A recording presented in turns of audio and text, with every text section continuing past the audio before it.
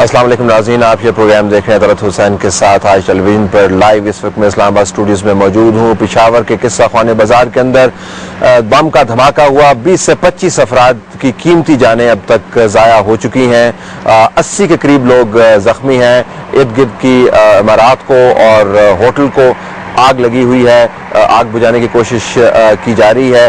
ایک انتہائی اندوناک واقعہ جس کی تفصیلات آپ تک پہنچ رہی ہیں، اور وہی سینز جو ہمارا خیال تھا کہ پاکستان کے شہروں سے دور ہو گئے ہیں۔ کچھ عرصے پہلے تک اس قسم کے واقعات ہونے کم از کم شہروں کے اندر تھم گئے تھے، اگرچہ پاکستان کے ٹریبل بیلٹ اور سوات کے ایریے کے اندر خودکش حملہ آوروں کی بھرمار تھی، لیکن یہ خودکش حملہ آور نہیں تھا، یہ کار کے اندر بم نصب کیا گیا تھا، اور یہ پرانا پیٹرن ہے جس کے تحت پاکستان کو اس سے پہلے گزن پہنچانے کی کوشش کی گئی تھی۔ ہمارے ساتھ موجود ہیں ہمارے پشاور کے بیورو چیف فخر کاکا کھیل، وہ اور ان کی ٹیم دوسرے صحافیوں کی طرح اس کوریج میں مصروف ہے۔ فخر، بہت شکریہ۔ ذرا ان ناظرین کے لیے جنہوں نے ابھی اپنے ٹیلی ویژن سیٹس کھولے ہوں، آپ ریکاؤنٹ کر دیجئے گا کہ واقعہ ہوا کیا اور اس کی بنیادی تفصیلات کیا ہیں۔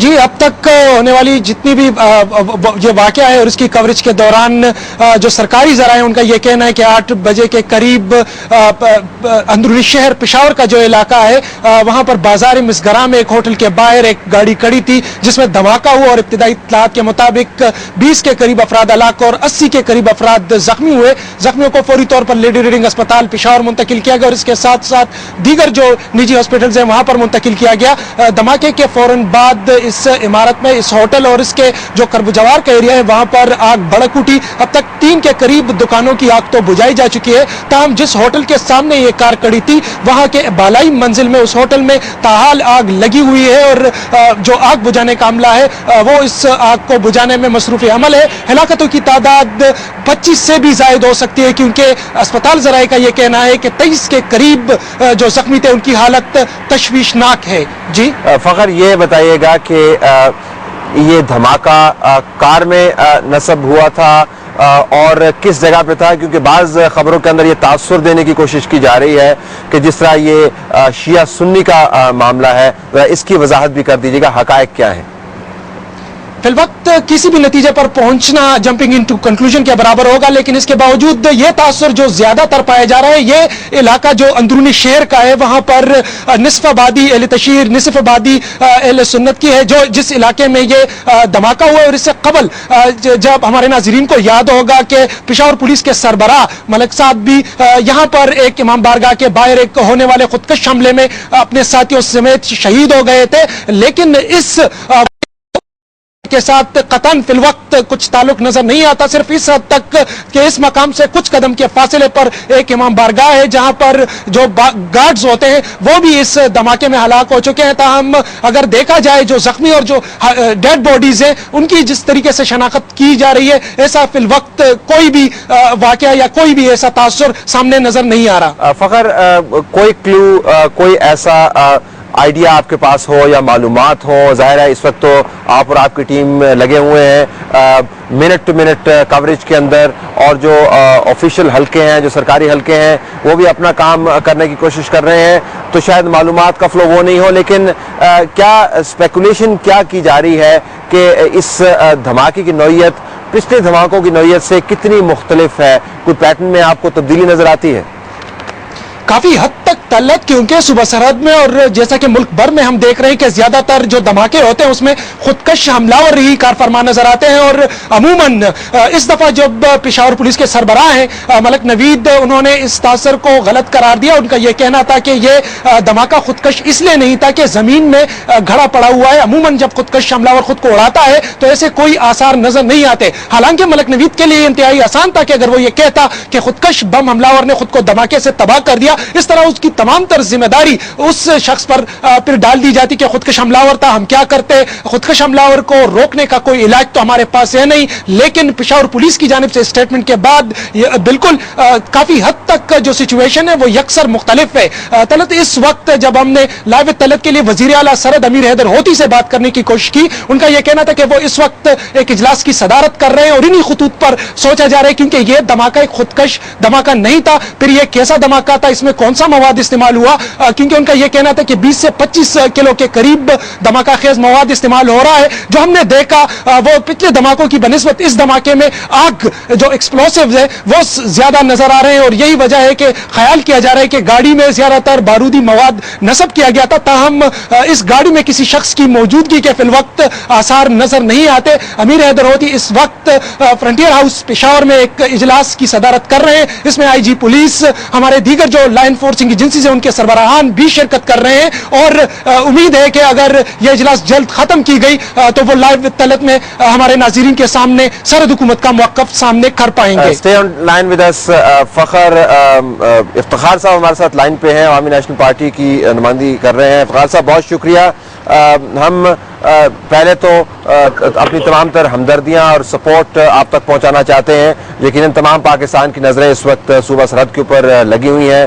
پشاور کے اس عظیم بازار کے اندر یہ اندرناک واقعہ ہوا. یہ فرمائے گا کہ آپ کی معلومات کیا ہیں، ابھی تک کیا ہوا، آفیشلی کیا بات ہو رہی ہے؟ ایسا ہے کہ سب سے پہلے تو یہ کہ اس پہ جتنا بھی افسوس کی جائے کم ہے، اور یہ حقیقت ہے کہ جو مواد استعمال کیا گیا ہے وہ فلنگ کوچ میں تھا، لیکن یہ پتہ نہیں چل رہا کہ اس میں ڈرائیور تھا کہ نہیں، کیونکہ اس کی کوئی اعضاء نہیں مل رہا تو وقت سے پہلے تو کوئی بات کی نہیں جا سکتی.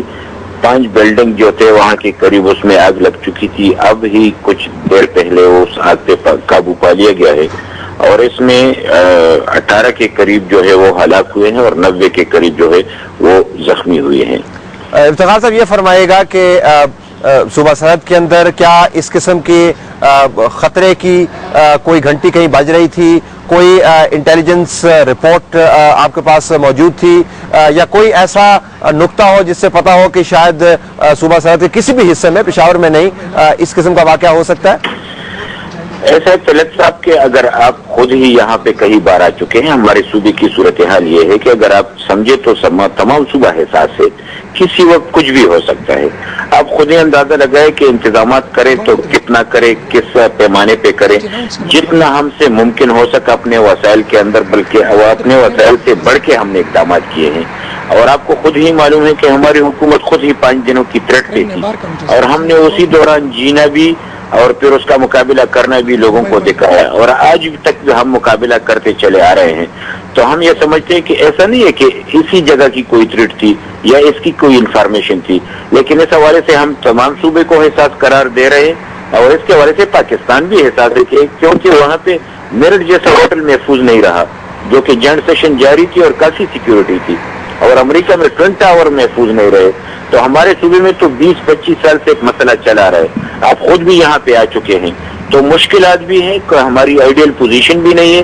اس کے باوجود ہم اپنے وسائل میں کافی کچھ کر رہے ہیں اور اس حالات کا مقابلہ کر رہے ہیں. افتخار صاحب، میں کسی سیاسی بیان بازی کا حصہ نہیں بننا چاہتا، میں غیر ذمہ داری کا مظاہرہ نہیں کرنا چاہتا بحیثیت صحافی، اور نہ ہی میں ہندوستان کی میڈیا کی مثال بنا کر صحافت کا معیار مقرر کرنا چاہتا ہوں. لیکن سوال لوگ یہ ضرور اٹھا رہے ہیں کہ ہندوستان کے اندر جو حملہ ہوا اس کے بعد ان کی طرف سے جو پاکستان کے خلاف جو ری ایکشن تھا، اور جو بمبے کے اندر ڈیتھ ٹو پاکستان کے نعرے لگتے رہے، اور بعض حلقوں کی طرف سے غیر رسمی طور پر اور غیر سرکاری طور پر یہ کہا گیا کہ ہمیں بدلہ ضرور لینا چاہیے. اور کنڈولیزا رائس صاحبہ یہاں پر آئیں، انہوں نے بھی پاکستان کے حکام کو یہی کہا کہ دیکھیں ہندوستان کو بہت گہرا زخم لگا ہے، وہ بڑے اینگری ہیں، آپ ان کے ساتھ کوآپریٹ کیجئے گا.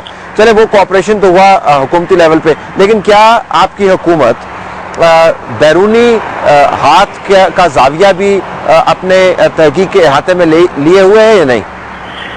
طلعت صاحب، ایسا ہے کہ جب ہندوستان نے تحقیقات سے قبل بات کی تو ہم نے اس کی مذمت کی.